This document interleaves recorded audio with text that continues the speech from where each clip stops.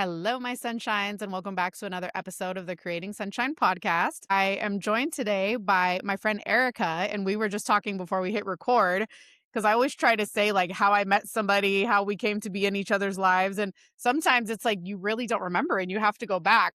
But, we are connected with similar communities, and Erica actually heard me speak at She Is Made for More in October, and then this relationship just started forming through DMs when we didn't even talk at that event. But it's so lovely to have you on the show. Welcome. Thank you so much. Yes, love joining community and being at events and just love everything that you shared that day. Yes, thank you. And I think that's the thing too. I talk a lot about community on this podcast. I mean, obviously, I have my community where we are members of communities ourselves, but you never even realize like I've seen people speak on stage and then I've ended up being friends with them like 3 years later. Like Yeah. when I tell them now, like, I remember the first time I saw you. I remember the first time I heard you speak. And they're like blown away, like, oh my gosh, I can't believe you were there. Like, that's so crazy. And that's why I just think that's the best way to just start meeting people, to getting in rooms, getting in communities, because you never know like who you're going to even be friends with or collaborate with or who are potential, I mean, clients or friends or, I mean, anything, like it's just, the possibilities are really endless when you just start putting yourself in those rooms. And I'm sure you would feel the same, right? Definitely. And I know sometimes it may be a little uncomfortable, like attending your first event or going to a community that already has people and friendships, but just show up anyways. And you just never know who you're going to meet, the collaborations, even if you're just meeting people and schedule, Zoom chats with them at a later date. But that is what has helped me so much is Mm-hmm. forming community. 100%. And even the other day, it's so funny because Eric and I were talking through the DMs and just kind of going back and forth about like, hey, is there anything specific you want to touch on the episode? Because I was preparing the interview questions. And I felt like we were almost like business calling through the voice memos. And I was like, wait a minute, you just made me think about my content. You made me think about this. And so when you get near somebody that is like-minded and wanting to do similar things to what you do, like you said, even just that chat, even just that voice Oh, memo, even just that conversation for me like sparks and inspires so much that that's why I'm always telling people like you have to get around people who are doing the things that you want to do, because that is what is going to like propel you to that next level, right? yes, and it's those conversations. We literally were just voice noting back and Mhm. forth, but when we're thinking about what has helped me and how I'm able to show up and have these, guest podcasting opportunities, it didn't just happen overnight. It was a lot of small habits and taking action that has helped me. Mhm. And so to introduce Erica a little bit, she has a business called Prosperity Planning. And I was trying to think back because I've obviously had a lot of guests on the show because I've had over 100 episodes now, but I don't think that we've discussed wealth enough on this show. And I know that that's something that maybe I'm paying more attention to now that I've stepped away from my full-time job and I'm really like, I got a financial advisor, and these are all the things I was telling Erica, like I got a financial advisor because now it's like my money's not just sitting in a 401k. I feel like I have more control, all of these things.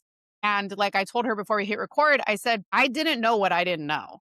And Mhm. I think there's a lot of people probably listening to the show, watching us on YouTube, they were probably feeling the same thing. And if you're like me and you're mid and you're maybe feeling a little bit honestly like embarrassed because you don't know and so Mhm. you don't want to ask and you don't feel comfortable, that's why I was like, let's bring Erica on the show, let's learn a little bit about this, let's pull it back, and then after we're done, and if you guys have any more questions, like you can reach out to Erica. I'm sure she's happy to answer any questions that you guys have.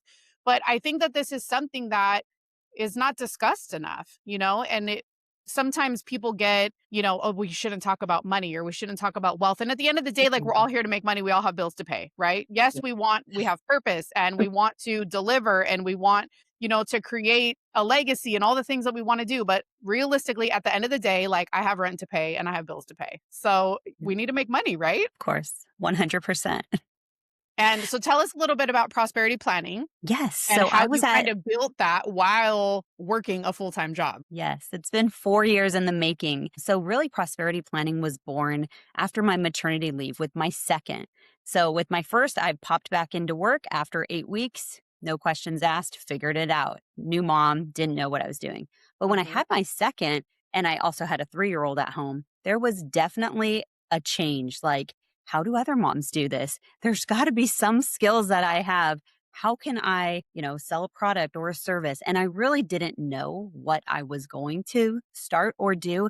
But then I started to think, what do my friends always come to me and ask me questions about? And I've just always been like an Excel nerd and love budgeting, love looking at numbers. And so I just started sharing and had no idea there's so many moms now talking about quiet math and how moms are calculating, can I afford to take time off? Did I plan well enough to take a full year off with each kid? I hadn't. And so as I just got a free Canva account, started an Instagram, it was just let me share a little bit about, budgeting and looking at your numbers. But I was in a room yesterday with 15, women entrepreneurs, and only two people raised their hand that they were confident in having a money plan. But when I asked the question, did anybody learn about money at school? Not one person rose their hand. No. So that's the biggest thing I like to teach women and share is you are not alone. None of us learned this. So really we're at a place where one, you have to learn yourself. And whether that's with books and podcasts, you have to find the information and then find a way to apply it to your own life. There's not a cookie cutter budget. It's not a one size fits all. We all have different things going on in our life, but you have to make it so it's manageable and it works for your family. And then from there, again, you can build on saying, okay, what does retirement look like? How much do I actually need? What does it cost to run my household today versus what's that cost going to be in 25 or 30 years? And so just knowing the math behind all of your numbers, that gives people a clear plan to then fast forward 4 years later. I've been able to pivot, leave my day job, and just focus completely on not only prosperity planning and helping women learn about money and creating their own wealth plan, but my day job was actually in HR. And 4 years ago, I wouldn't have had the confidence to be able to come out and say, I'm an HR consultant. But your girl just left her day job and now I'm a full time fractional HR consultant. Yay, congratulations. Thank you. And are you able to do that from home so you can spend time with your babies? Yes. So Love it. I try again, try is a key word, to have my work day be the same as when they're in school.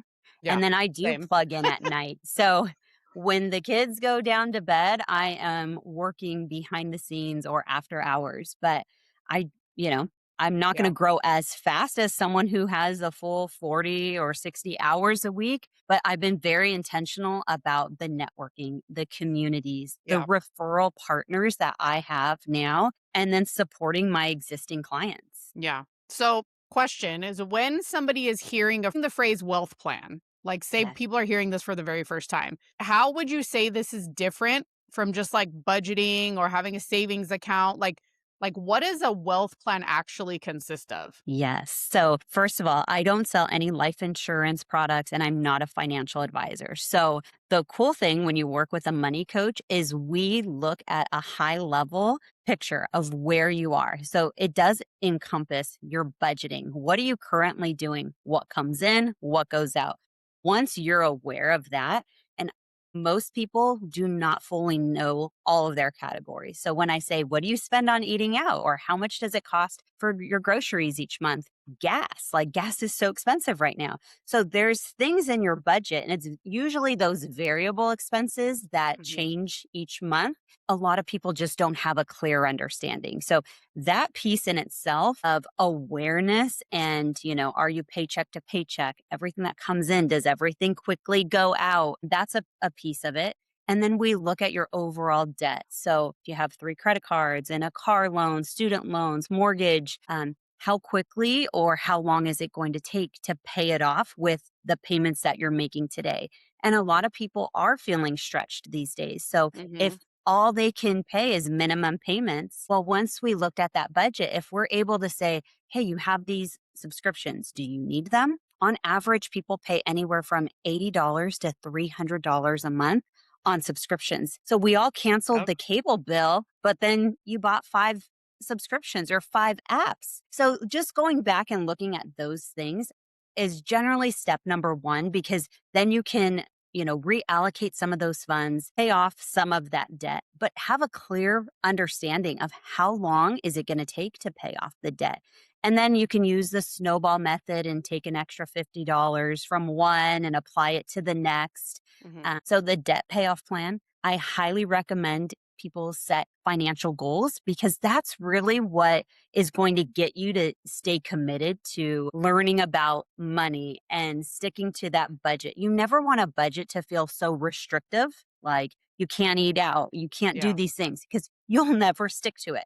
So you still plan your budget around life and having fun and doing the things that bring you sunshine. And then there's things that you could do that don't cost money, like going for a walk, being out in nature, sitting at the beach. Just looking at like your whole social calendar is a big key thing. And I always tell people, like, look at the date, right? It's the 28th. How many days you have left in the month? How is your spending? If you overspent, then you need to change some of those activities for the upcoming weekend, or really hone in and say, okay, we got to get good at meal planning and prepping and just find different ways to save money. So there's the budgeting, there's the debt, financial goals. And then the final step is your retirement plan. So having a clear picture, what's your net worth today? Again, doing that math calculation. And what amount do you need in 25, 30 years? Do you have enough money working for you to help you reach those goals? Or do you need to do something different today?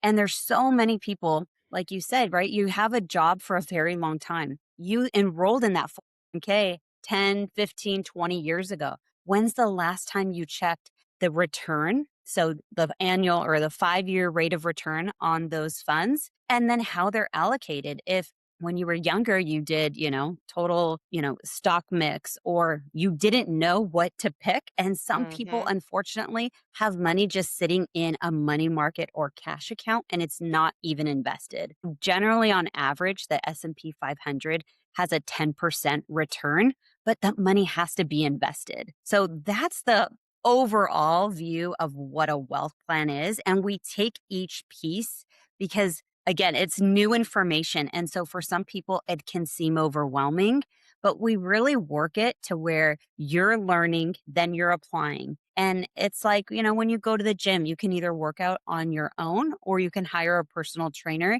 that will customize a plan for you so that you're learning throughout, but then you're also seeing the results as you go. I love that. I love that analogy too, because I think people, like you said, they think they can figure it out on their own. They think, but all of these things combined, and honestly, working with somebody like you, that it's like, just let's just get there faster. Like, let's just Yes. dive in, instead of, because let's be honest, I mean, with a lot of things that probably both of us do, is like, if people were going to do it by themselves, they would have already done it. Right. Yeah. Like, you need someone to help you, you need someone to teach you. And I think that you touched on so many good things there, because I know I had to look at that before I decided that I was going to leave my job. Is like, how much money do I actually need to live every month? You know? Yeah. And then spent 4 months actually trying to live within those means to Yes. see if I could actually do it before I walked away from my job. Because I mean, there's a lot of times, like you said, that our social calendar is, especially having, two little kids and they want to go and they want to do fun things. So I've really tried to flip it and search for either like discount things, Groupon Mhm. things, cheap Yeah. things, free things, like there's so much in nature you can do for free that you don't even have to pay for. They want to go do all these things. I'm like, well, we could just go on a hike for free. Like, we don't Yeah. have to pay to go walk up that hill. We can go walk up another hill for nothing. Yeah. So besides, is there any other, I guess maybe we could say like blind spots that people, besides the budgeting, besides like, not knowing where their money's invested, like any other thing that when people come to you or clients come to you, you find often that it's just that what they don't know. A lot of times it's your money mindset. And because we were never taught, so you saw things, right, in your childhood, how your parents spent, saved, or didn't, and how they spoke about money.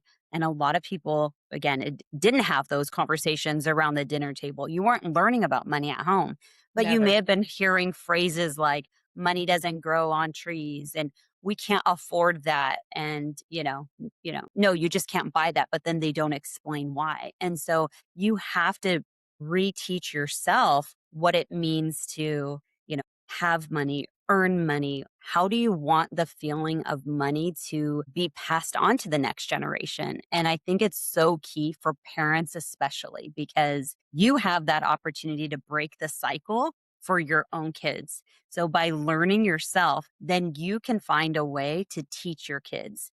And I've made these like money drawers for my kids. And I introduced it to my daughter when she was 5. And there's 4 categories. I actually have it right back here. It's spend, save, invest, and give. And I've had my daughter be a part of the giving piece. So we sponsor a child in Mexico. We'll do meals when people have babies or there's death in the family. And so just all those little things, it's teaching your kids generosity and helping a neighbor. But then if she gets $20, I don't always want her to think I can go spend $20. So Mhm. she now understands the concept of having 4 drawers. And, now she looks at what things cost and it's never a, we can't afford it. It's, are you sure you want to buy that today? Do you need it? Do you want it?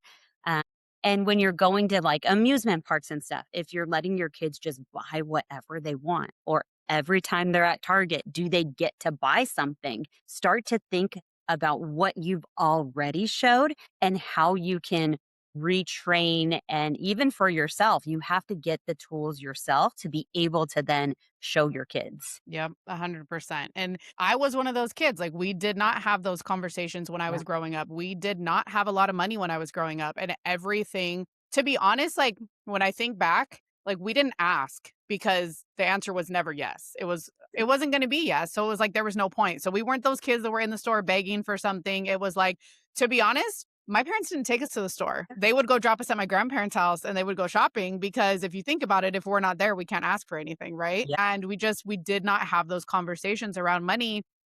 And I started doing something similar with my daughters too, with their allowance is they don't have an invest though. So maybe I should add that because they have a spend, save, and a give. And yeah, they budget their own stuff. And if we're gonna go somewhere, like today, perfect example, my youngest has a book fair at school. I loaded $30 for her. And when they go with their classroom, they're only allowed to buy books. And she wants to go after school. And they have like, fidgets and bookmarks and whatever else they have in there, Yeah. pens. And I told her, that's fine. But when we go after school and you buy your stuff, you're going to use your own money. And she looked at me like, what?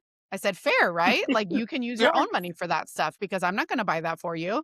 And I know your kids are younger than mine, but I can tell you when my kids had to start spending their own money on stuff, it changed Yeah. real quick. Definitely. And you're teaching them, right? They are going to have an understanding of what something costs and how to earn money and just all of these things, right? Even when my oldest is playing Monopoly, it's so funny, but she's learning about real estate just by playing that game. Yeah, and the other thing too is I really had to shift what I was saying to them because I caught myself always Mhm. saying, "We can't afford that. We can't afford that," and I didn't want them to because that wasn't necessarily true. I think I was just saying it because that's what I always heard as I was growing up. So Yeah. I started changing it to telling them like, "We don't need that." Like, we Yeah. don't need that. And once I started saying it that way, because I didn't want them to think like, geez, are we poor? Are we broke? Like, why is mom saying we can't afford anything? So I was like, wait a minute, I really need to change the way that I'm telling them this but it was just so ingrained in me to that's just what came out of my mouth. Like, why am I saying I can't afford that? Like, I can't afford that if I wanted it, but we don't need it. So that's really the reframe I've been working on with the girls. Yes. And again, going back to teaching your kids, right? The difference between wants versus needs. And when you look at your own spending, you'll quickly identify what are those differences. And if you have too much spending on all of the wants versus the very basic needs, then yeah, you can reallocate your budget and it's your money. Spend it the way you want it. But if you have kids, you truly have an opportunity to start teaching them all about money. I know. And it's a big responsibility though. Like everything with parenting, right? But Yeah. I just I think about that a lot with a lot of things. It's like, okay, what would I have done? What would I have hoped that maybe my parents would have taught me Yeah. that I have had to learn so much later in life that I could now teach my girls from a very young age, so that way they're more educated, they're more knowledgeable. And I mean, I'm sure that's what everybody does, right? Like we always want to do better. But also I think obviously there was not all of this information for our parents either. And I really had to think about that because when I'm sitting here like, well, why didn't you teach me? Why didn't you teach me? Well, guess what? They didn't know either. Yeah. And that's why things happened the way that they happened, right? Because I'm thinking about my grandparents and the way I remember used to watching my grandma budget in her little ledger, like down to the Yes. penny. And I was like, well, she grew up during the Depression. Like that makes sense. Yeah. You know what I mean? They didn't have anything. And so it all gets passed down, right? But now we are so like blessed and lucky to have this like wealth of information out there at our fingertips to be Yeah. able to actually like learn and talk to people and meet people, that obviously my parents didn't have all of this access at their fingertips when they were raising my sister and I. Sure, sure. And that's the key, though. We have the access to information, but what are you going to do with it? And how do Mhm. you actually take action and apply it to your own life? Yeah, because like everything else, it can be super overwhelming and you don't even know where to start, and I think that's where someone like you comes in to kind of like quiet that noise. And like you said, let's just focus on one thing at a time, Yeah. because if you're out there, like I don't know how many money books, and I'm going to be honest with you, I don't think I've read any of them because I'm like, I don't know where to start. Oh, I did read one. It's called Wealth Habits. I actually did read that book. Oh, But I do good. have like three other ones that I'm like, I should probably just dive into these because, like I said, I don't know what I don't know. And I could Yeah. probably learn at least something. Yeah. So I love the psychology of money. And I just realized on Spotify, you can listen to audiobooks. So even if you have the paper book, you could take a picture of the page you were on and then pop your earphones in Really? and go for a walk and it's the same thing. I did not know. Wait, so you take a picture of the page of the The book page of the book that you were on and Spotify just knows to then start playing the audio. from that point? Yes, check it out, girl. I just learned this 2 days ago. Oh my God, I'm like blown away right now because the only reason that I don't do like Audible or anything is because same thing. Like I'm not going to pay for one more thing and I don't Right. think I'll use it that much. I do like the feel, and being able to highlight and take notes, but like Yes. let's be real, we're busy. I'm not sitting here reading books all the time. So Yeah. that I'm going to have to try that. And I think the listeners are probably going to like that too because I had no clue that was a thing. Yeah, I just figured that out because I'm like, okay, I love this new book, Atomic Habits. And it all Oh, I talks have that one about, too. yeah, the small habits and building up over time. It's like you're getting 1% better each day. And same thing, I had a bookmark and I just saw the book for 2 weeks collecting dust. And then I just looked in Spotify and sure enough, it says, take a picture of the page and it will start speaking to you from that page on. I said, "Oh, I'm done." That is the coolest thing. Oh my gosh, I'm going to have to pause on podcasts and start doing this with all the books I need to read. Yes, love Well, it. okay, so you have your own prosperity wealth method, right? And there's 4 pillars to that. Can you kind of share a brief like summary of what they are and how it works? Yeah. So, first, I always offer people a free Zoom just to check in and see where you are. I have a 7-day financial reset. So, anyone looking for like a DIY, learn a little bit about money, you can start there. But once you know that you've tried everything and you really are looking for an accountability partner and support, then that's where the money coaching program comes in. And it's still custom and tailored to whatever you need. So, for some, they may say, I have never budgeted, I really need help.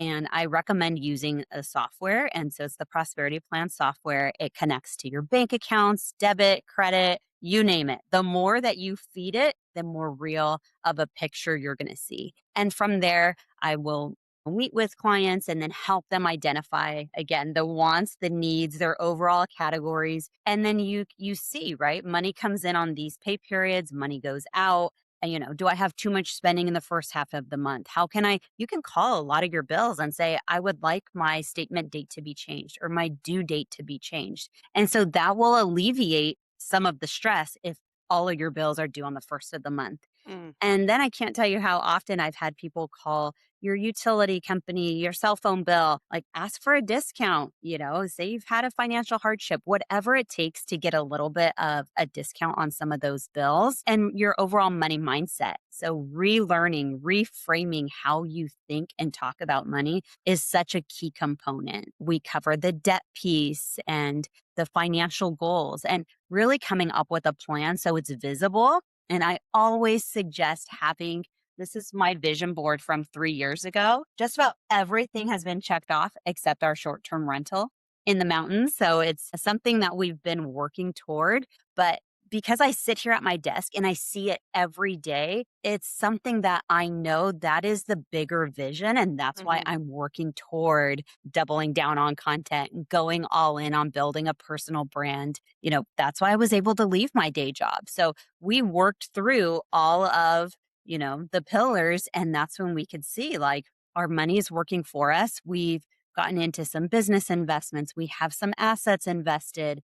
And now looking at our rate of return, we started an LLC last year. So all of these little building blocks is what really helped us in our own financial picture.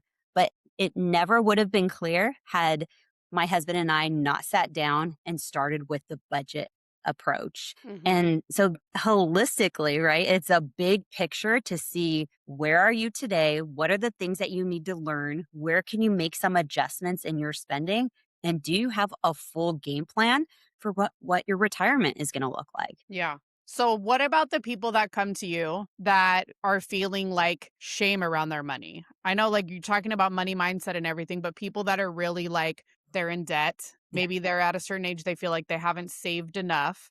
How do you start helping them to shift that money mindset and release that shame, that debt? Because also what I've learned is when you have feelings like that and you have thoughts like that, it's also blocking you from like calling more money into your life. And as Yeah. crazy and as woo as that sounds, please believe that opportunities are not going to come your way if energetically you are blocking them and feeling already like you don't deserve anything because I think what I've heard is like you feel like you don't deserve the money because you think you're not going to be able to manage it once you get it. Yeah, no, I've had so many people come and they're embarrassed. Like, they're like, sorry to bother you. I have this very basic question. I'm embarrassed to ask. And I'm just like, girl, I've been there.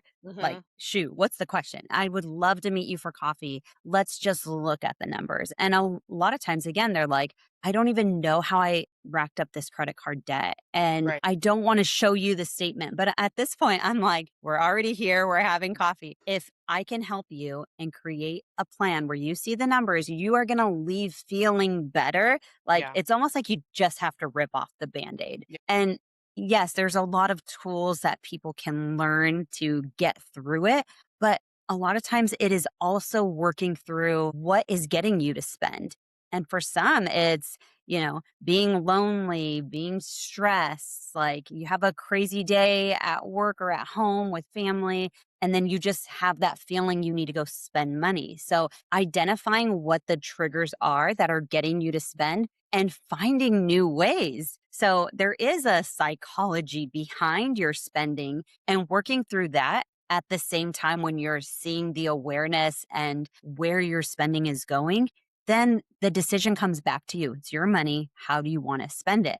But if you continue in the old ways and what got you to the credit card Mhm. debt, you're never going to get out of it. Because Yeah. if you open a credit card statement, they're generally 20, 25, 30% interest rates right now. Yeah. So if you continue adding to it and you're making minimum payments, that cycle cannot break until you are like done, you've had enough, and you make the decision to do something different. So it really Mhm. does start with you being willing and ready to take a step forward.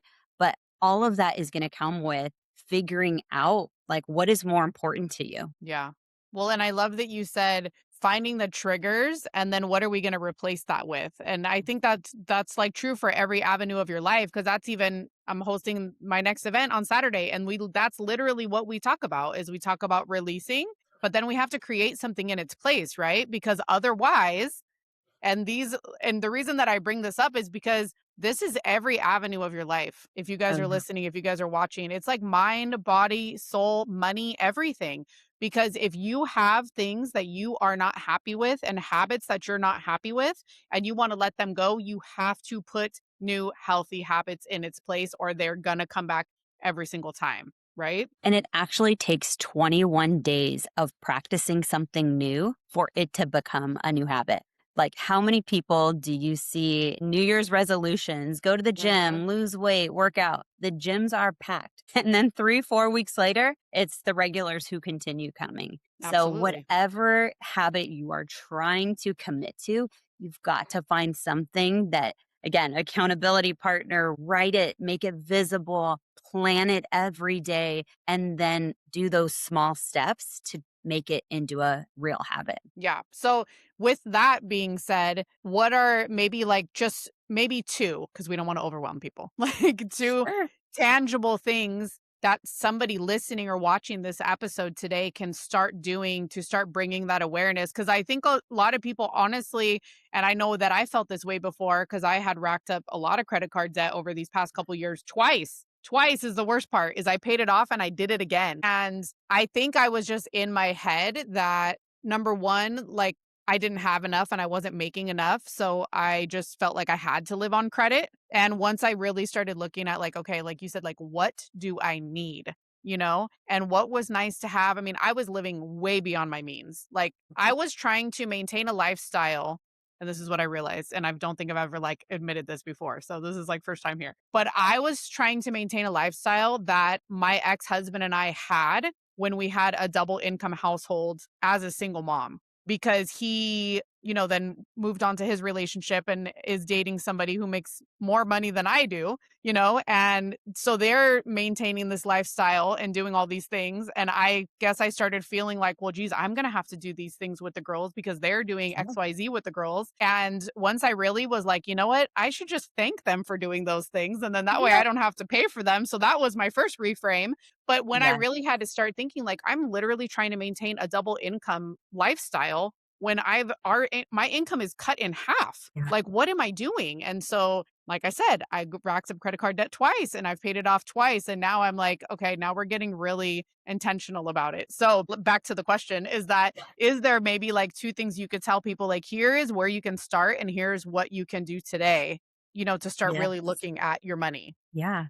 Well, like, congrats to you for even being aware and reframing, right? Because that is so common. I see a lot of people and some two income people where they're just trying to keep up with the Joneses, right? Yeah. The neighbor has the new car, they got this boat, the upgrades in life. That's lifestyle creep. And then when you see that other people can afford things, then you start buying things that you really can't afford, but it's literally just to, oh, have the new purse and drive the new car and all these things. But at the end of the day, it's your money. And if you don't see that it's going to, have a negative impact on the long term, or you're going to have to work forever. So Yeah. the other thing I really teach people is retirement is not an age, it's a number. If you know what amount you need to be invested so that that money invested and, the money that it begins to make can pay for your overall expenses, you don't have to work. Then you have a little more flexibility.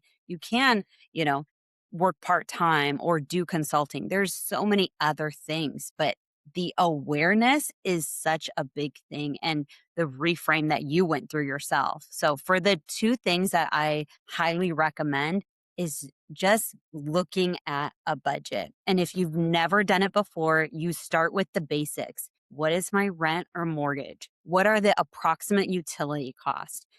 Gas, food, and most people don't know what they actually spend. So you have to start with some guesstimates, right? Maybe 500 in this category, maybe 1,000 in this other category. And then as the weeks progress, having a plan or having a check in with yourself, your partner, your significant other, and say, like, hey, we're spending a little bit more than I even thought. But if you don't do those check ins or even agree that you want to do this together, I also have found there's generally one spender, one saver. So you Yep. have to make the commitment of, we want to do something different. We want to save for our first home. Whatever those big financial goals are, you have to be on the same page. Otherwise, you know, it can cause friction. And, the number one cause of divorce can be financial, problems and issues. And so, really making this decision together. And I generally work with women, but I'll always say your husband is, more than welcome to join the call. So that way we can, you know, answer any of their questions. But a lot of times it is the wife that's going back and then they'll tell me, yes, this is working, or, he wants to have his own money. Great. Get him an envelope. Here's some cash for the week. Yeah. But you have to come together and decide that this is important enough for your family. You're going to, really work on these things. And then you have your miscellaneous spending. So I can't tell you, most budgets are not the same month over month. You Mhm. have activities, you have birthdays, you have holidays. So, like, December is always going to be expensive. One month in the summer might be like a summer vacation. So, you want to still plan for the fun, but then give yourself grace because this is a new practice. It's a new habit you're forming. So, one is be writing it all down. And then two is having those check ins because you have to feel comfortable there first before you can take on the next step or really look at the overall plan. Yeah, I use that app Rocket Money. Yes. And honestly, like, it's $3 a month, and Yeah. that was really where I started because I'm like, "Yeah, I can write it down, but then am I really gonna go back and look?" Like, this is literally linked to my bank accounts, linked to my credit card, and it's like, "Hey, you're going over your auto and transport." I'm like you said, "No kidding, gas is expensive." Like, I'm Yes. spending more on gas than I had anticipated, but yeah, that app has helped me so much. So, if you guys are listening, you can do, like, Rocket Money is $3 a month, and I played with it, and this year is when I Yes. really went in and I looked back and said, "Okay, how much have I been spending on utilities? How much do I spend on groceries? How much and then how much do I even have available, to myself for the fun stuff?" So, Yes. that has been huge because I did have it for a while, but I would never check in. And honestly, I'll do it at the end of the week. I'll do it at the beginning of the week. Yep. Sometimes I start doing it like a couple times during the week and I look at my money and I look at what I'm spending because before and even my daughter was like, "You don't hardly ever use your credit card anymore." I said, and I've even explained to them, I said, Yeah. "Because this is money that doesn't belong to me, okay? My Yes. debit card is money that belongs to me. So that is why I use my debit card the majority of the I time." love it. And so she's like, "Okay, okay." And I heard her explaining it. My oldest is 12 and she was explaining it to her little sister yesterday who's 8 because they were playing a game. And my youngest was like, "I'll just use my credit card." And my oldest said, "No, don't do that because that money doesn't belong to you." I love that. But you see how, like, you had the app for some time, but initially you didn't want to look, or, Right. and then you created the habit. Now you're in control of your money. It's your money. You get to see, how much have I spent? Where am I? And I love with all of the budgeting apps, it gives you a percentage. So Yeah. you're at, the middle of the month and you've spent 50% on this category, or oh no, you've spent 80% on this category and you Mhm. still have 2 weeks left. So it allows you, one, it's information. What are you going to do different to make it through that month and adjust your spending? Or you can say, you know what? I know I'm going into this month, this category, I'm going to exceed it, but I have the option to adjust some spending in another category. Yeah. And I love too when you said that retirement is a number, not an age, because I was just talking to my financial advisors last week when I was there, because I think of all the people that have reached out to me since I've left my job and questions that they've asked. So, and I was telling my financial advisors, I was like, "Well, what about this? What about this scenario? What about that?" And I said, and I know somebody that is very close to retirement, maybe within like a year and a half or 2 years, and is just completely just not happy, Yeah. And I'm like, why do you have to wait 2 years? Like, can you? I think you could probably just walk, like you said, like they just have that 67 in their mind, right? And then all of a sudden you're just like, why can't you just walk away at 65, And they'll be like, I don't know, like it's not a deadline. Like you don't have to wait until that age. So I love that you said that because I think that makes people hopeful too, or something Yes. to work towards. Like, oh, wait, let me think about it like that, that if I did have enough money, maybe I could walk away. Yeah. And again, it's just knowing what the numbers are because it's a calculation and it's all based on what your monthly debt obligations are. So if it costs $5,000 a month to run your household, or if it's $10,000, you just do the math and then you know your retirement number. You look at your investments and you see where you are today. How are they growing? And when will you be able to either completely stop working or have the option, to be work optional, do some consulting, have a passion project. And I always suggest get started on those ideas. You can take messy action, figure out the other things along the way. But the Hmm. biggest thing is to just get started. Yep. I love that. So you mentioned earlier your free 7-day financial reset. Can you kind of explain maybe who this would be good for and like what they can kind of expect out of that 7 days? Yes. So you sign up on a link on my profile on Instagram. and you'll get the first email. And so it basically will help you. It's small little things you can do each day. And one of them is going to be, start writing down what a budget looks like in your home. Mhm. Another thing is, can you meal prep this week? And for me, in our house, we do it on Sundays. So my husband and I, we look at, the calendar, what's our busy work days, when do our kids have after school activities? And we literally pick and choose, okay, what's going to be the takeout or get pizza, and when am I actually cooking, full dinners? And if I could do a crock pot meal in between or something like lasagna, enchiladas, something where we'll have leftovers, we also work from home. So that's very helpful to then have lunch already pre-made and set for us.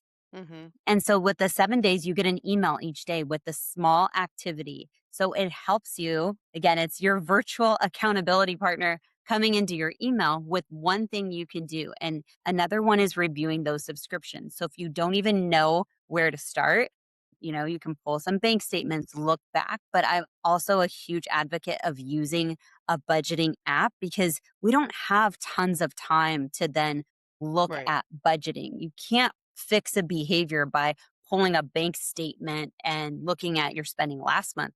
We want real time information to be able to make quick decisions and adjust our spending to close out the month. So, 7 days, seven different activities. And then from there, if you have additional questions, but it gives people something tangible that they can do on their own to get started.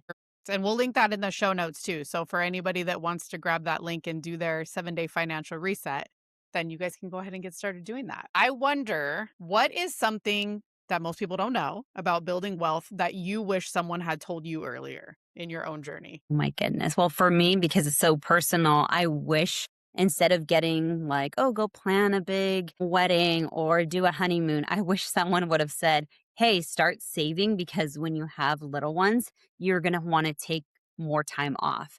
And not one person ever had that conversation with me. And I didn't even take enough time with my first. So I went Mhm. back to work after 8 weeks. And then with my second, that's when I just totally had this career shift. And thankfully, I had seen other people on Instagram building. And so then I knew that there was possibility. Mhm. I had never seen that. So remember, I'm coming from like a Hispanic family where they told me, go to school, get a good job, work 40 years. So Yep. there isn't anyone that like is doing this Instagram solopreneur thing. So I'm definitely looked at as like, you just left your job, Yep. not really getting a lot of high fives and, encouragement, right? But because I've plugged in and built all this other community, I can see that I'm having an impact and I am making a difference. And then being able to step out and do what my day job actually was, the HR consulting. So, had someone told me to save for maternity leave, maybe I would still be in my day job and have a career, but I would have taken a full year off. Yeah, it's crazy because for both of my daughters, I only took like the 8 weeks. And even with my second, she was born with a cleft lip and cleft palate.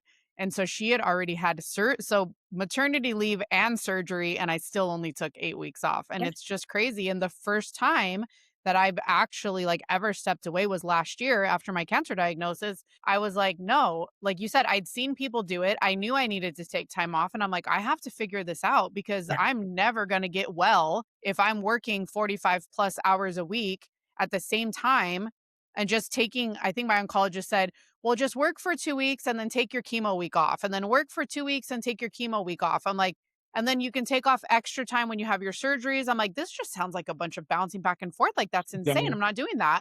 But, I think that that's really huge when you say that because a lot of people don't know that you can have that extra time, but you have to plan for it. You have to Yeah. save for it, right? Yeah. And I that was my thing even at the beginning of last year when I remember sitting here telling my dad, and I had a cabin in Big Bear and I had to sell it because I told my dad, I said, I don't have a savings account for cancer. And so maybe it's not maternity leave, maybe it's not that. Yeah. And you're like, well, I don't think I'm ever going to get it. I didn't think I was ever going to get it either.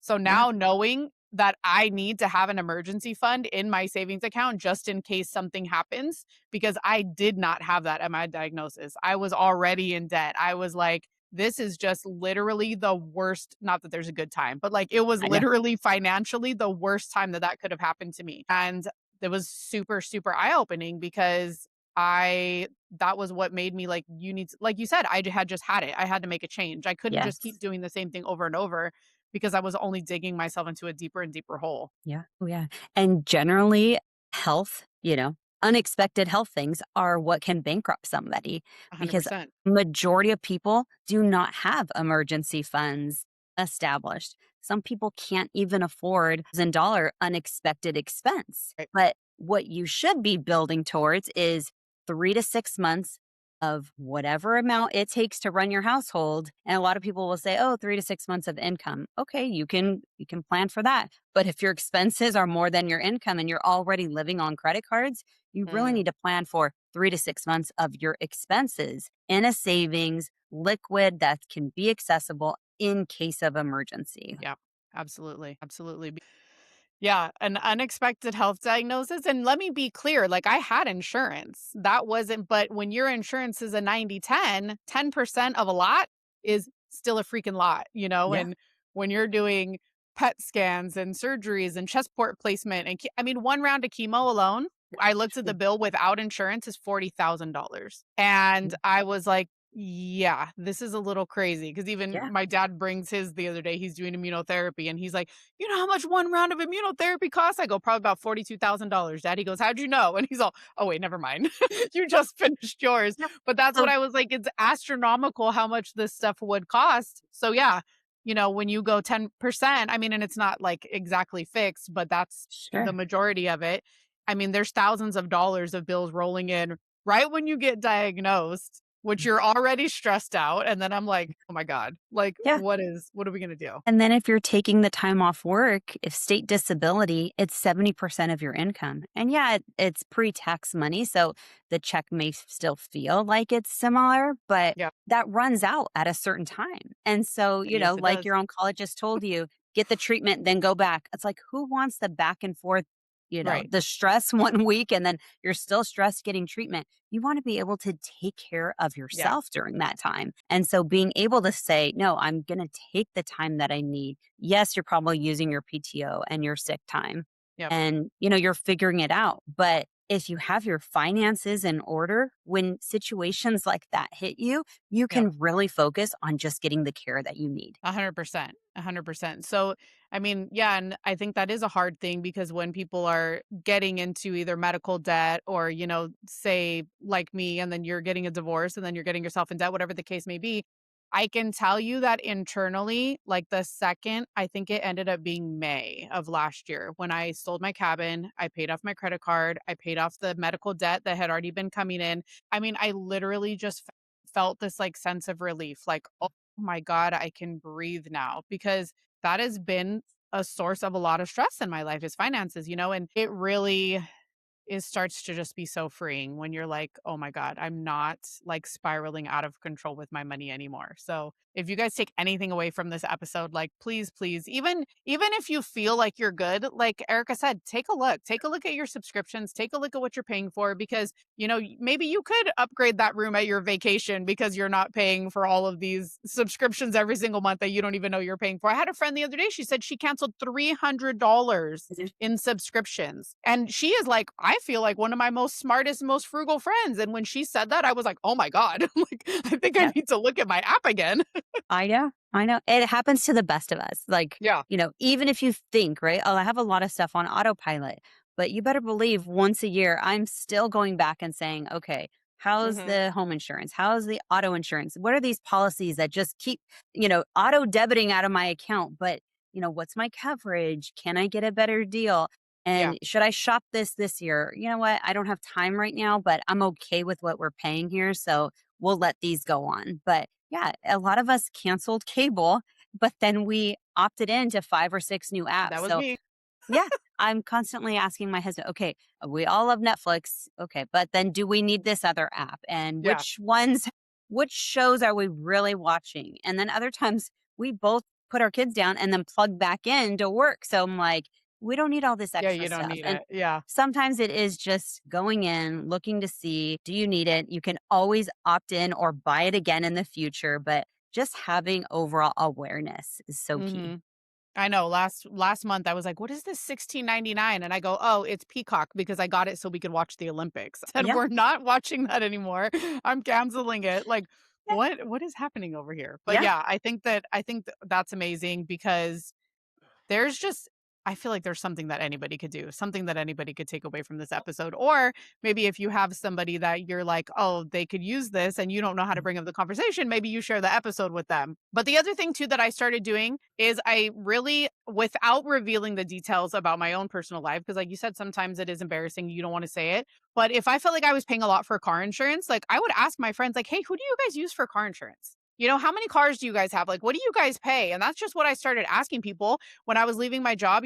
How many of my entrepreneur friends, I would send them, if I felt comfortable or close enough to them, I would send Mhm. them a text or a voice memo or something like, who do you have health insurance? Because like maybe it's like both you and your husband are entrepreneurs. So, and you have kids. So obviously I know you have to have health insurance. Like, what do you do? And I literally just started asking people. I Yes. was like, I find my smart friends that I look up to and just ask them. And I'm sure they're probably going to be willing to share it with you. If you don't know, I ask people like, what cell phone carrier do you have? How much do you Yeah. guys pay for your phone bill?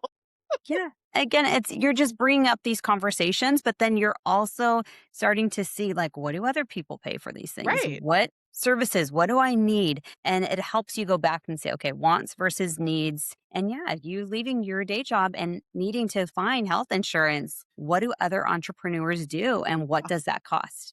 Yeah. And I mean, or if you're bold enough, I go on my stories. I don't care. I'll drop Yeah. a question box and I just start asking people, but maybe Love it. everybody doesn't do that. No, I love it. That's the best place to, get feedback and then see, what works for you.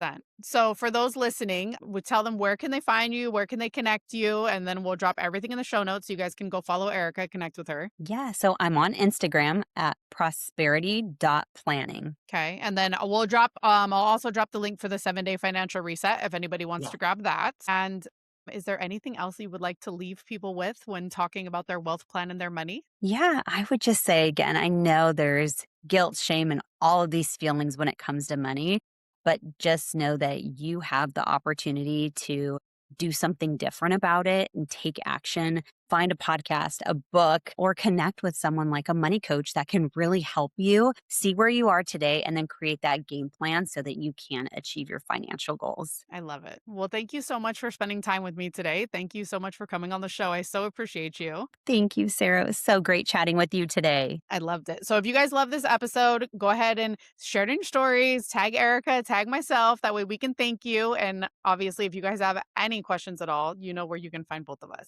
And I hope that you guys go create some sunshine in your lives today.